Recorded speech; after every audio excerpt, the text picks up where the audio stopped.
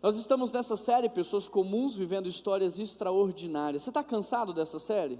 Já deu para cansar? O bom é que ela é dinâmica, né? Todo domingo um personagem diferente acaba nos ensinando tanto sobre a Bíblia. Nós já estamos caminhando para fechar o Antigo Testamento e nós passamos aqui por algumas temporadas.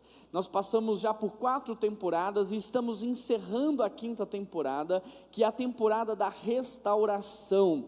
E hoje eu quero conversar com vocês sobre um personagem chamado Sofonias. Para aqueles que vão engravidar ainda esse ano, tá aí outra sugestão de um nome bem legal, que a gente não está acostumado a ver por aí. A gente está escolhendo sempre os mesmos nomes, né? Que tal inovar?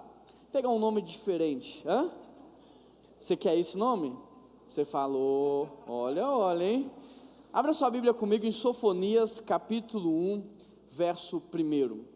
Sofonias 1, verso 1, e nós vamos ler juntos esse texto.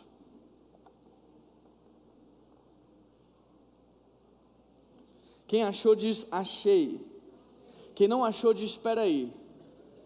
Se você não achou, dá uma olhada para o telão, a gente ainda tem ceia hoje não dá para esperar.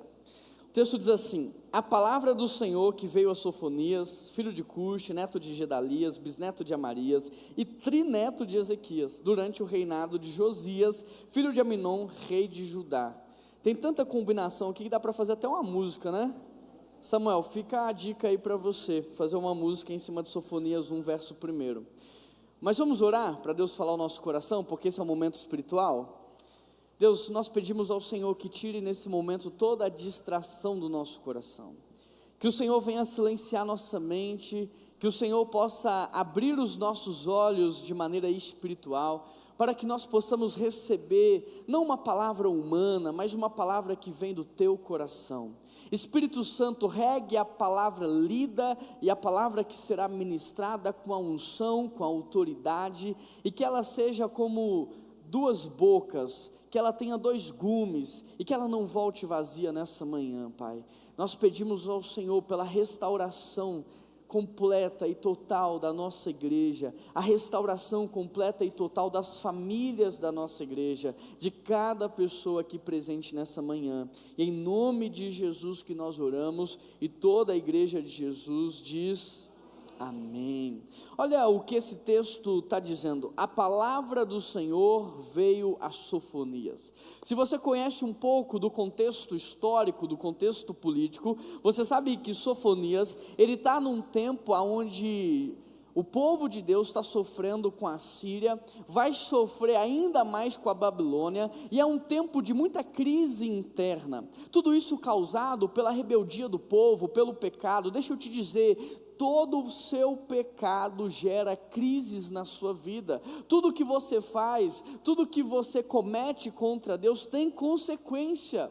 Deus pode perdoar o seu pecado, sim ou não?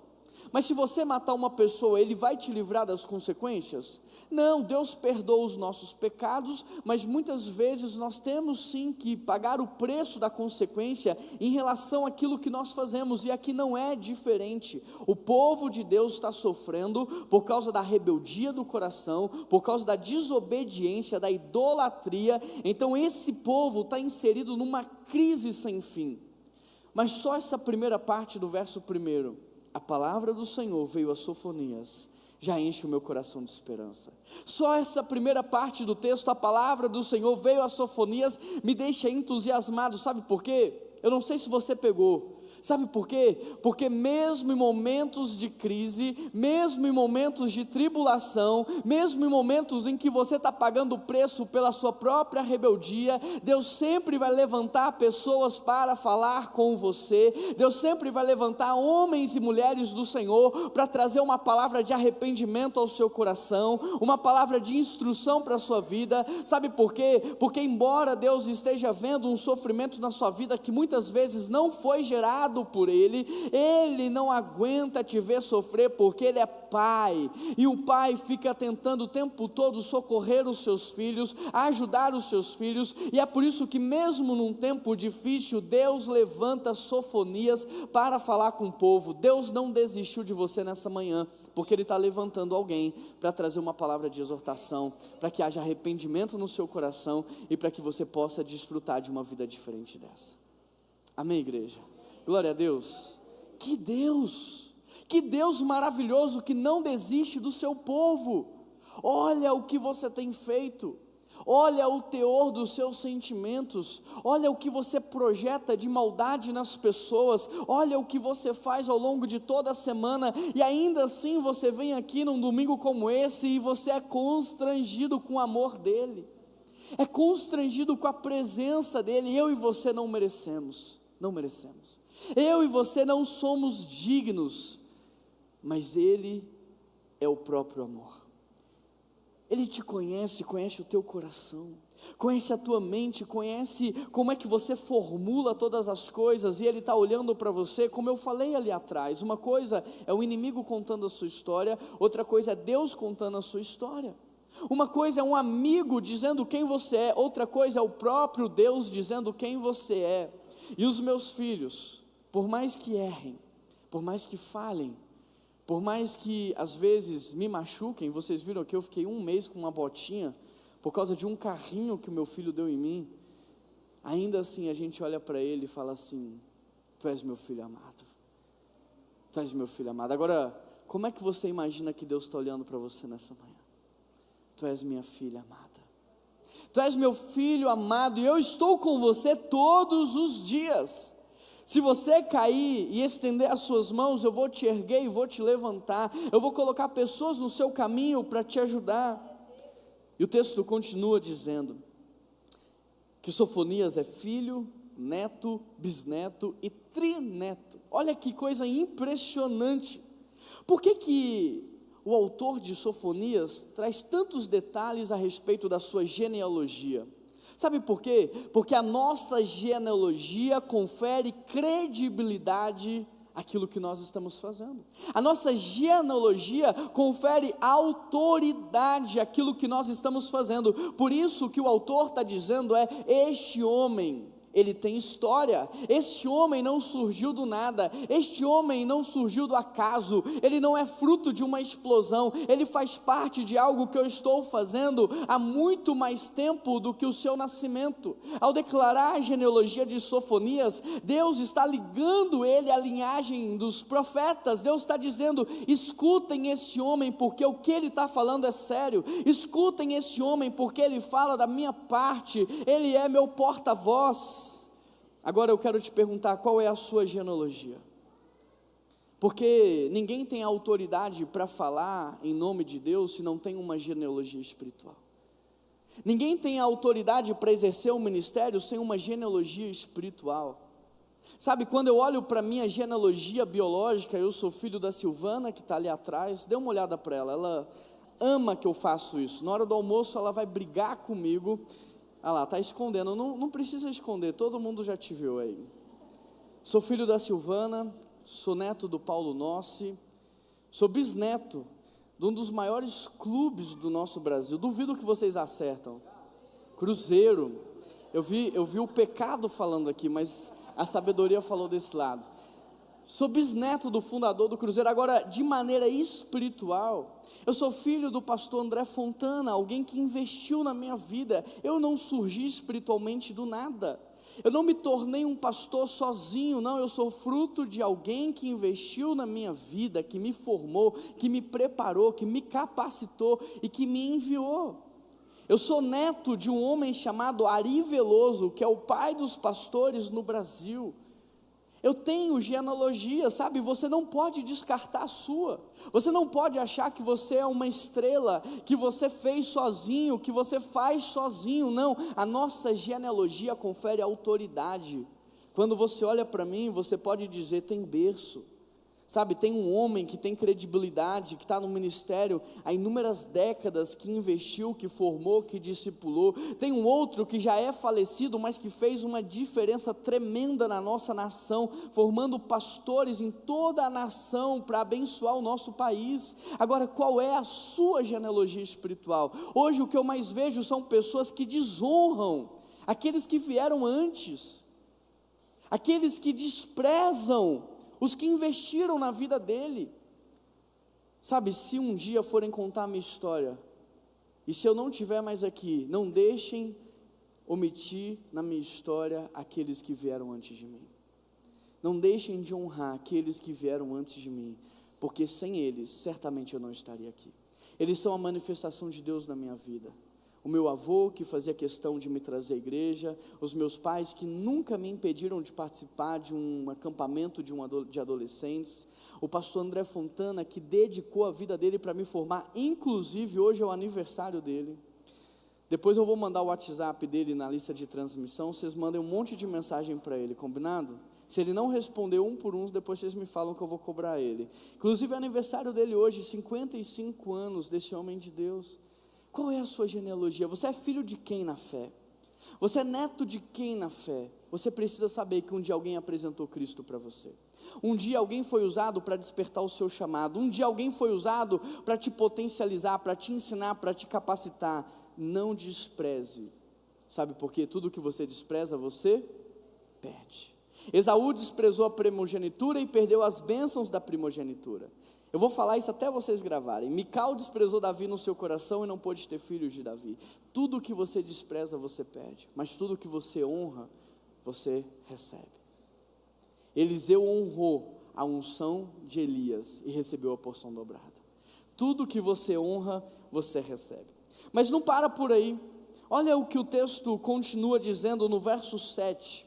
Calem-se diante do soberano, ó Senhor, pois o dia do Senhor está próximo. Olha o que o texto diz no verso 12, um tempo de julgamento divino está sobre tudo e todos.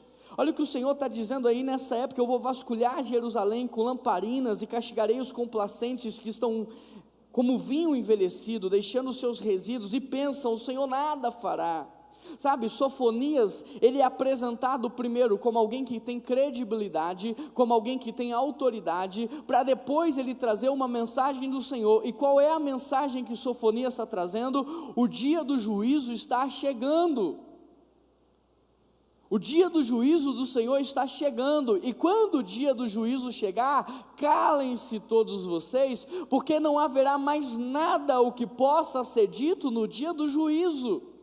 Somente alguém que tem a autoridade dada por Deus pode chegar numa cidade e falar para todos os governantes, líderes, autoridades: calem-se todos vocês, vocês não têm uma autoridade maior do que a autoridade do meu Deus. Percebe o porquê que é importante você ter uma genealogia espiritual? Porque isso te confere autoridade. Ninguém olhou para Sofonias e disse: quem você pensa que é? Onde que você surgiu? Como é que você apareceu aqui do nada? Não, todo mundo sabia que ele era filho, que ele era neto, que ele era bisneto e que ele era trineto. Todo mundo sabia a história dele, por isso todo mundo ouviu o que ele tinha a dizer. E ele está dizendo: olha, o dia do juízo se aproxima, e quando o dia do juízo chegar, não haverá mais como justificar as suas ações.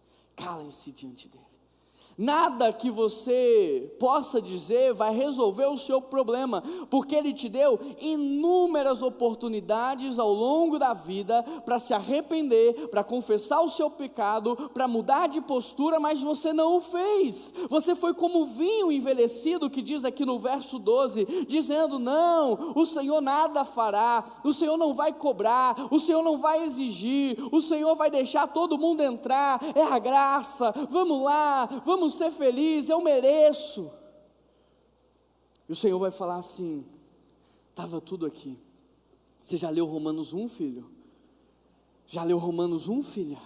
Estava aqui, o que você podia e não podia fazer. Já leu Mateus 28, da grande comissão? Estava aqui o que você deveria ter feito com a sua vida. Mas Senhor, eu fiz isso, eu fiz aquilo. Mateus 7, apartai-vos de mim todos vós, porque eu nunca vos conheci. Mateus 24, apartai-vos vocês para o fogo eterno, preparado para o diabo e os seus anjos, porque eu nunca vos conheci. E conhecer no grego não significa conhecer de saber quem o outro é, mas significa relacionamento. Apartai-vos daqui, porque você estava na igreja todo dia, mas não estava na minha presença. Apartai-vos daqui, porque você estava me servindo sem ter a minha presença, sem antes ter me consultado. Sabe por quê? Porque pecado é tudo que quebra relacionamento, e você insistindo na sua vida de pecado, você estava dizendo para mim: Deus, fica aí e me deixa viver a minha vida. Agora, porque você está vendo o meu poder expresso no dia do juízo, você quer mudar de opinião? Por que você não mudou quando eu expressei o meu amor entregando o meu único filho por você? Que prova de amor você queria mais do que o meu próprio filho, que morreu naquela cruz no seu lugar, para pagar o preço da sua condenação, para te livrar justamente de uma eternidade sofrida do inferno? Por que você não me ouviu enquanto eu falava? Quantos homens e mulheres de Deus eu levantei na sua existência para conversar com você, para te exortar? Não foi por falta de conhecimento, não foi por falta de ensino, foi por falta de obediência. Sofonias 1,14, o grande dia do Senhor está próximo e logo vem. Ouçam, o dia do Senhor será amargo, até os guerreiros gritarão. Aquele dia será um dia de ira, de aflição, de angústia, de sofrimento, de ruína, dia de trevas e escuridão. Querido, eu e você não podemos mais brincar de ser crente. Por mais que a sociedade tenha entendido o movimento cristão como um movimento da moda, por mais que é legal ser crente hoje, por mais que aonde você vá tem crente, você pega o Uber tem crente, você vai na loja tem crente em todo lugar, por mais que seja moda, eu e você não podemos mais brincar com o evangelho, rasgar as páginas da Bíblia. Eu e você não podemos mais blasfemar contra o Espírito Santo de Deus, negando quando Ele vem trazer arrependimento ao nosso coração. Eu e você não podemos mais continuar imersos em uma vida imoral, imersos em uma vida de pecado, porque o dia do Senhor está mais próximo do que você imagina. Todas as profecias bíblicas estão se cumprindo. O mar morto, que tem esse nome porque não gerava vida, a Bíblia diz que no final dos tempos passaria a gerar. É só você olhar os artigos científicos que você vai ver que o mar morto já começou a gerar vida. Você vai ficar dormindo enquanto o Senhor está nos alertando? Todos os utensílios do terceiro templo de Jerusalém já estão prontos, e a Bíblia fala do terceiro templo. Está tudo combinando para isso acontecer, e você vai continuar distraído. É por isso que essa viagem que nós estamos fazendo para Israel é ainda mais especial, porque nós não sabemos quantos anos mais teremos o privilégio de visitar esse lugar. Mas e aí, você vai continuar dormindo? Acorda, igreja. Sabe, todas as cartas às igrejas em Apocalipse dizem assim: ouçam o que o Espírito está dizendo à igreja. Será que você está ouvindo essa mensagem de arrependimento, essa mensagem de conserto de vida, ou você continua achando: não, Deus vai me entender, Deus vai entender os meus motivos, as minhas razões? Deus não vai te entender, porque Ele te falou, Ele te ensinou, Ele mandou o Espírito Santo para te ajudar, para lutar por você na hora da tentação, para traduzir a sua oração com gemidos inexprimíveis. Deus mandou Jesus para ser o seu advogado fiel, e sabe o que você está fazendo? Você está descartando tudo isso. É como aquele prisioneiro que é pego e diz: não, eu não quero advogado, eu não quero ligar para a família. É isso que você está fazendo, você está negando tudo que Deus te entregou. Agora, diante de uma verdade tão grande, diante de um juízo que se aproxima, está mais perto do que quando Sofonias falou, Deus está tentando guardar e proteger o seu povo. E eu quero te provar isso. O primeiro ponto aqui é a restauração da justiça. Deus está trabalhando para restaurar a justiça, sabe por quê? Porque o céu vai descer, porque é na terra como no céu, que a vontade dele seja feita na terra. A nova Jerusalém vai descer. Então Deus já começou a restaurar a justiça, para que um dia nós possamos viver em um lugar onde a justiça seja plena, não mais dependa de homens, mas que ela seja divina, perfeita e maravilhosa. Sofonias 3:5, no meio dela está o Senhor, que é justo e jamais comete injustiça. A cada manhã Ele ministra a sua justiça. Me diz o que é que Deus está fazendo aqui nessa manhã, e a cada novo dia Ele não falha, mas os injustos não se envergonham da sua injustiça. Será que isso não é uma verdade para você? Deus está falando, Deus está exortando, o Espírito Santo está agindo, mas você fica aí com uma cara lavada, como se nada tivesse acontecendo. O texto diz isso, que o injusto não consegue se envergonhar do que faz, ele não consegue se quebrantar. O injusto, ele é como uma pedra dura, petrificada pelo pecado. Querido, se essa mensagem não está chacoalhando o seu coração, peça ao Espírito Santo que quebre teu coração agora, que te coloque de joelhos diante do Senhor, porque a tua frieza espiritual também foi narrada na Bíblia, porque a Bíblia diz que nos últimos tempos o coração de muitos iriam se esfriar. Será que o teu coração já não se esfriou? Deus quer restaurar a justiça. No meio dela está o Senhor, que é justo, e Ele é tão justo, que quando Ele for te julgar, Ele vai contar todas as vezes que Ele falou com você, Ele vai te lembrar todas as vezes que Ele trouxe a palavra dEle ao seu coração. Quando você falar, Deus, mas é injusto o que o Senhor está dizendo, Ele vai te mostrar todas as vezes que Ele tentou chacoalhar você, parar você, e você simplesmente negou. Segunda coisa que o Senhor está fazendo, Ele está restaurando a confiança do povo. Sofonias 3:8, o texto diz: por isso esperem por mim, declara o Senhor, no dia que eu me levantar para testemunhar, eu decidi ajuntar as nações, reunir os reinos, e então derramar minha ira sobre eles. Toda a minha impetuosa indignação, o mundo inteiro será consumido pelo fogo da minha zelosa ira. Me diz se não é isso que está acontecendo no mundo, uma união dos países, uma conversa para que haja um só governo, uma só moeda, e tudo isso foi dito há milhares de anos atrás, Deus alertando o povo do que iria acontecer, mas Ele está dizendo para os seus, esperem por mim.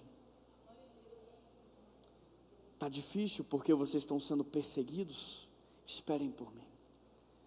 Está difícil porque ninguém te entende? Espere por mim. Está difícil ver o injusto prosperar, enquanto você que é obediente, você que é temente, está passando dificuldade? Espera por mim. Está difícil ver aqueles que fazem maldade terem poder? Esperem por mim, porque o dia de testemunhar está chegando. Eu já disse para vocês, até hoje Deus não lutou com o seu poder. A prova disso é que os inimigos ainda vivem.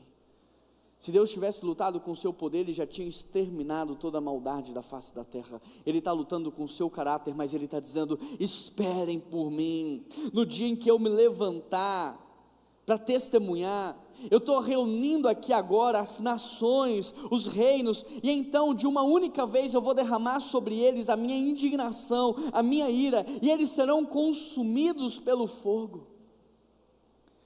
Você não precisa perder a fé no Senhor, porque aquilo que você acha que deveria acontecer não está acontecendo. Tudo tem dia, tem hora e tem um momento certo para acontecer. Ele está dizendo: espera por mim. Você que está sofrendo, espera por mim. Você que está chorando, espera por mim, porque o choro dura uma noite, a alegria vem pela manhã. Você que está doente, espera por mim, eu logo vou colocar fim nessa doença. Você que está no leito de morte, espere por mim, a morte já não é mais o seu fim, ela é a passagem para a vida. Você que está passando dificuldade financeira, espere por mim, porque logo logo terá bonança na sua vida. O meu reino é um reino de generosidade, de bonança, não vai faltar nunca mais nada para você. Espere por mim. Terceira coisa que Deus está fazendo nesse tempo é restaurando a adoração. Sofonias 3, 9 a 10 diz assim: então purificarei os lábios dos povos, para que todos eles invoquem o nome do Senhor e sirvam de comum acordo. Desde além dos rios da Etiópia, os meus adoradores e o meu povo disperso me trarão oferta. Sabe, aqui Deus está nos ensinando mais uma vez que a adoração não é apenas música. A música foi inaugurada como adoração depois de Davi. Adoração é um estilo de vida. Qual o estilo de vida? Lábios santos que invocam ao Senhor, uma vida que testemunha o próprio Cristo, uma vida de oferta, de sacrifício. Esses poucos versículos aqui resumem a vida de um adorador. Aqueles que adoram o Pai em espírito e em verdade. Mas a verdade no texto não é uma teoria, não é um conceito, não é uma filosofia. A verdade no texto é uma pessoa, a pessoa que diz: eu sou o caminho, eu sou a verdade, eu sou a vida. O que Deus está dizendo é impossível me adorar se você não tem relacionamento com a Trindade. É impossível me adorar se você não tem relacionamento na horizontal. É impossível uma vida de adoração a Deus com relacionamento quebrados. Então eu vou purificar os seus lábios. Naquele dia Isaías gritou: ai de mim que sou homem de impuros lábios. Se ele tivesse gritado: ai de mim que sou homem de olhos impuros, Deus teria tocado nos seus olhos. Se ele tivesse dito: ai de mim que sou homem de mãos impuras, Deus teria tocado nas suas mãos. Aonde é que Deus precisa tocar na sua vida nessa manhã? Onde é que Deus precisa tratar a sua vida nessa manhã? São os seus olhos, são as suas mãos, são os seus lábios, são os seus ouvidos. Aonde é que está morando a podridão na sua vida? Deixa Deus tocar, deixa Deus purificar, para que você tenha então uma liberação no mundo espiritual para invocar o Senhor, para servi-lo de comum acordo, em unidade, para que vocês possam de novo trazer ofertas ao Senhor. A palavra do Senhor diz: se você quer ofertar, mas tem algo contra o seu irmão, deixa a sua oferta no altar, vai tratar o seu relacionamento, depois você volta e entrega. Somente alguém de puros lábios, somente alguém com um relacionamento restaurado, tem esse acesso tão íntimo. Mas o Senhor está restaurando isso em você. Ele não está dizendo isso para te humilhar, Ele não está dizendo isso para que você se sinta aquém ou menor do que os outros, não. Ele está dizendo isso porque olha o que o texto diz: eu purificarei. Quantos querem ser purificados? Porque aqueles que querem serão, aqueles que querem ser tocados serão, aqueles que quiserem ser limpos serão, aqueles que quiserem ser puros serão, porque é Ele quem nos justifica, é Ele quem nos redime, é o sangue dEle que nos lava e nos purifica de todo mal. Agora, qual é o meu e o seu papel? É clamar para que o Espírito Santo de Deus faça isso em nós.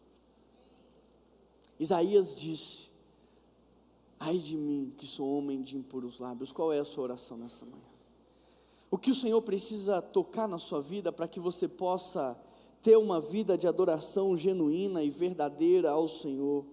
A quarta coisa que o Senhor quer fazer na sua vida nesse tempo onde Ele está preparando o seu povo para o juízo, preparando o seu povo para este dia em que os maus sofrerão, é que Ele está trazendo uma restauração da pureza. Capítulo 3, verso 12, o texto diz: mas deixarei no meio da cidade os mansos e humildes. Deus sempre tem um remanescente fiel para iluminar a cidade, para ser sal da cidade. Deus, não me deixe de fora desse remanescente fiel, não me deixe de fora desse grupo que o Senhor sempre preserva no meio dos maus para abençoar e influenciar. Essa tem que ser a nossa oração. Os remanescentes de Israel não cometerão injustiça, não mentirão, nem se achará engano na sua boca. Eles serão alimentados e descansarão sem que ninguém os amedronte. Meu Deus, como eu quero viver isso na minha vida. Deus, renova a pureza na minha vida, não me deixe de fora desse remanescente fiel. desse remanescente que não será encontrado nos seus lábios palavras torpes, mentiras, maledicência, engano. Deus toca na minha vida hoje, para que eu seja, no meio de uma cidade corrompida, o teu remanescente fiel. Deus, não deixe a nossa igreja de fora daquilo que o Senhor está fazendo, não nos deixe de fora. Nós queremos ser uma igreja fiel a Deus, fiel à sua palavra, fiel àquilo que Ele fez por nós naquela cruz. Que as pessoas não tenham nada para dizer de nós, além de: só pode ser Deus. Não tem outra explicação para o que está acontecendo naquele lugar. Só pode ser Deus. Eu conheço aquele povo, eu conheço eles, são limitados, são falhos. Só pode ser Deus agindo naquele lugar. Que nós sejamos o povo manso e humilde de coração, e não arrogante, e não prepotente, e não presunçoso, mas alguém que imita o próprio Cristo. O problema é que a gente está imitando a Satanás. A gente não quer dar o braço a torcer, nós não queremos perder a razão, nós não queremos passar uma imagem de fraco, nós não queremos que as pessoas pensem que nós somos bobos. Esse é o sentimento de Satanás. Cristo se humilhou, se esvaziou, abriu mão, obedeceu até a morte de cruz. Que nós sejamos esse remanescente fiel, que a palavra se ensina ou não. Esse remanescente fiel que abre mão do lucro para não colocar preço na sua integridade, que decide viver uma vida mais simples para não colocar preço no seu caráter. Que nós sejamos esse povo, que ninguém nunca encontre engano na nossa boca, porque há palavras de vida eterna que fluem do nosso coração. Porque esse povo vai ser alimentado e vai se descansar, e ninguém vai os amedrontar. Me diz se não é assim que você quer viver: ser alimentado e cuidado pelo próprio Deus, sem que nada roube a tua paz.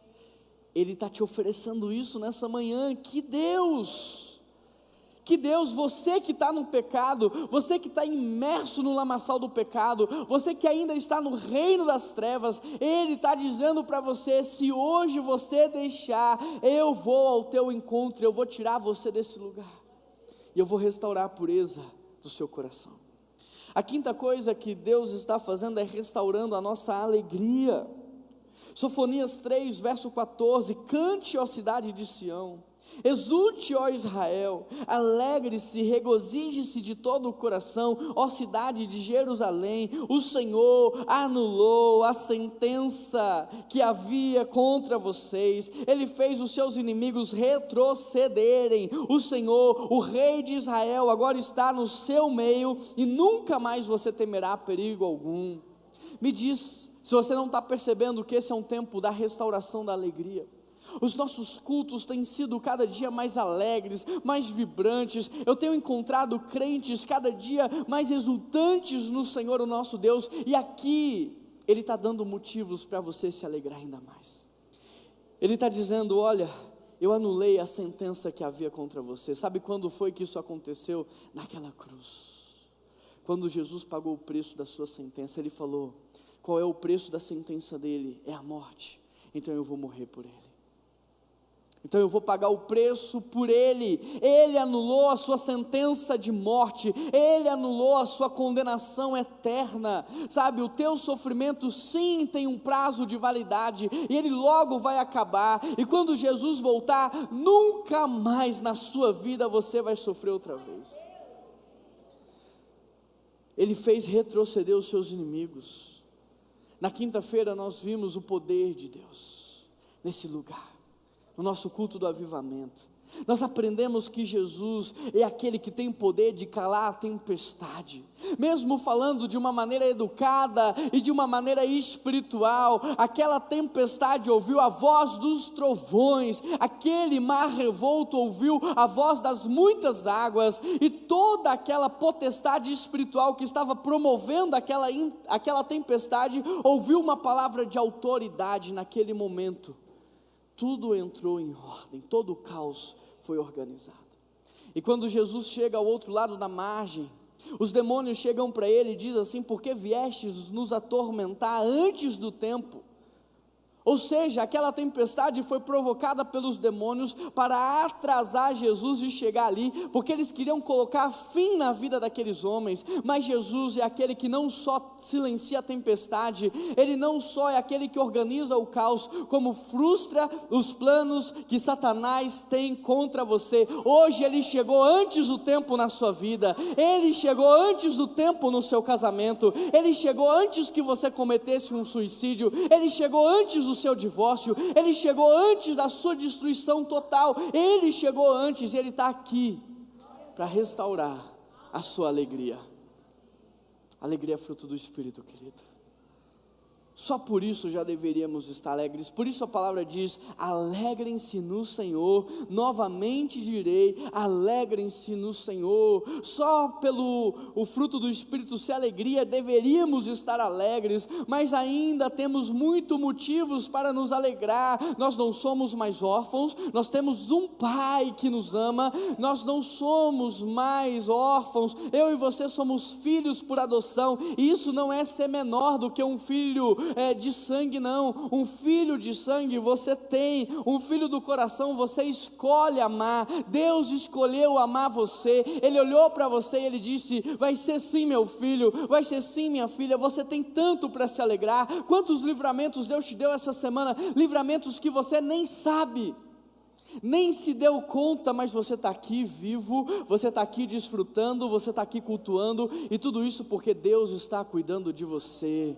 Então cante, cante, cante Sião, exulte, ó Israel, alegre-se de todo o coração, Jerusalém. Povo de Deus, não deixe de cantar, não deixe de exultar, não deixe de se alegrar na presença dEle. A sexta coisa que Deus está fazendo é restaurando a nossa esperança. Sofonias 3,16 diz assim: naquele dia dirão a Jerusalém: não tema, ó Sião, não deixem suas mãos enfraquecerem, o Senhor, o seu Deus, está no seu meio, Ele é poderoso para salvar, Ele se regozijará em você, com o seu amor te renovará, Ele se regozijará em você com brados de alegria. Queridos, se Deus nos ama, se Deus está dizendo: eu tenho prazer em você, se Deus está dizendo: eu vou renovar as suas forças, se Deus está dizendo: eu estarei com você, então como é que eu vou retroceder? Não, a minha esperança está sendo renovada para eu avançar, e não é de cabeça baixa, é de cabeça erguida. Teu casamento está em crise, erga tua cabeça, Deus pode hoje restaurá-lo. A sua vida financeira está em colapso, erga a tua cabeça, comece a trabalhar, pratique a palavra, a sua vida vai mudar. É isso que Ele está dizendo: eu posso todas as coisas, e eu estou fazendo algo novo no meio de vós. Quantos se sentem renovados pela presença de Deus? Eu saio daqui pensando: meu Deus, cadê o gigante? Ai, a gente canta aqui: os inimigos não resistirão. Eu fico pensando: Satanás, essa semana eu vou pegar você. Se eu fosse você, eu já começava a correr, porque se eu correr agora, eu pego você. Sabe, eu saio daqui pronto para a batalha. Eu saio daqui para vencer. A gente está entrando na luta de cabeça baixa, a gente está entrando na luta já derrotado. Se você já entra derrotado, você vai ser derrotado. Como é que você pode ter o Deus criador dos céus e da terra, o criador do universo, aquele que sustenta a criação com o poder da sua palavra dentro de você, e ficar atemorizado porque está do lado de fora? Como é que pode? Maior é o que está em nós do que o que está no mundo. Maior o que está em nós do que o que está no mundo. Jesus falou: homens de pequena fé, porque aquela tempestade tinha que ter sido silenciada por eles, porque desde Gênesis 1, Deus nos ensinou a colocar ordem no caos, e Ele nos fez a sua imagem e semelhança, para que toda a criação se submetesse a nós, quando olhasse para nós e enxergasse o próprio Deus. Agora, se eu tenho Deus dentro de mim, se eu estou cheio do Espírito Santo, se eu estou cheio da presença dEle, quem é Satanás para tocar na minha vida? Quem é o inimigo para tocar nos meus? Os inimigos cairão, eles não resistirão. Resistir ao diabo e ele te enfrentará? Resistir ao diabo e ele vai te amedrontar? Resistir ao diabo e ele vai te ameaçar? Resistir ao diabo e o que, igreja? Ele fugirá de vós. Satanás começa a fugir, porque nós vamos atrás de você. As portas do inferno não vão prevalecer contra a igreja de Jesus. A igreja é o projeto que mais tem sucesso no mundo. Ela nunca diminuiu, ela nunca perdeu o seu poder, ela nunca perdeu a sua autoridade. Se tem um projeto que não para de crescer, não para de avançar, e é o projeto de maior sucesso que existe nesse mundo, esse projeto se chama igreja, porque foi Deus que sonhou, é Deus que sustenta, é Deus que dá autoridade, e é Ele que governa. Acho que você não entendeu. Você pode glorificar a Deus? Que Deus, que Deus. Em sétimo lugar, Deus está restaurando a honra. Sofonias 3, 19, 20. Nessa época agirei contra todos os que oprimiram você. Salvarei os aleijados, ajuntarei os dispersos. Darei a eles louvor, honra em toda a terra. Onde forem envergonhados, naquele tempo eu ajuntarei vocês. Naquele tempo eu os trarei de volta para casa. Naquele tempo eu darei a vocês honra e louvor entre todos os povos da terra, quando eu restaurar a sua sorte diante dos seus próprios olhos. Querido, é muito lindo esse texto. Esse texto é maravilhoso. Olha o que o Senhor está falando. Sabe, aqueles que não se consertarem, aqueles que não se tratarem, não se preocupa. Não é você que tem que fazer justiça com a sua própria mão. Sou eu que vou fazer. Eu sou o teu Senhor, eu sou o teu advogado, eu sou o teu pai. Não precisa agir com a sua própria mão. Sou eu que vou fazer. Eu vou agir contra todos que oprimiram vocês. Sou eu, não são vocês. Mas eu também salvarei os aleijados e ajuntarei os dispersos. Igreja, se prepare.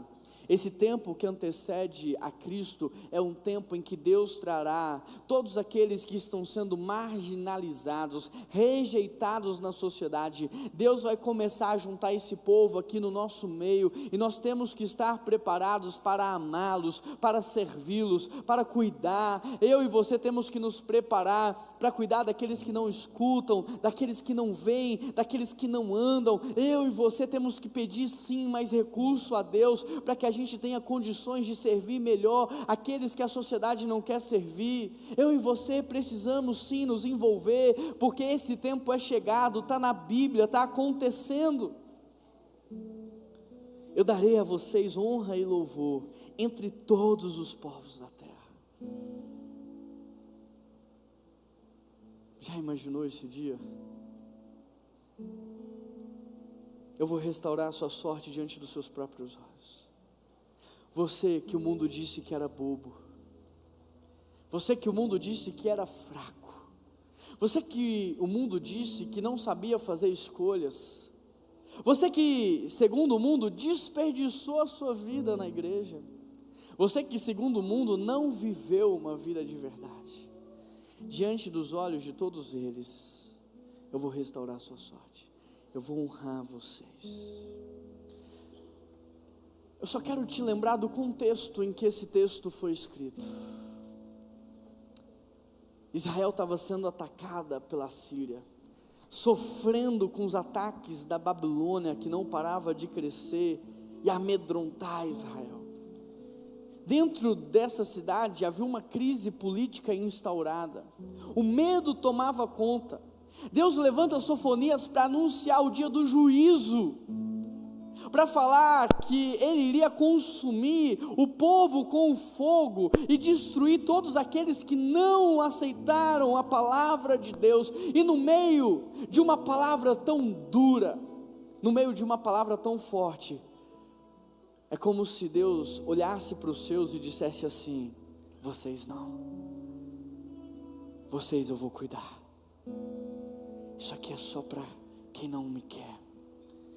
Eu vou restaurar vocês. Eu vou restaurar.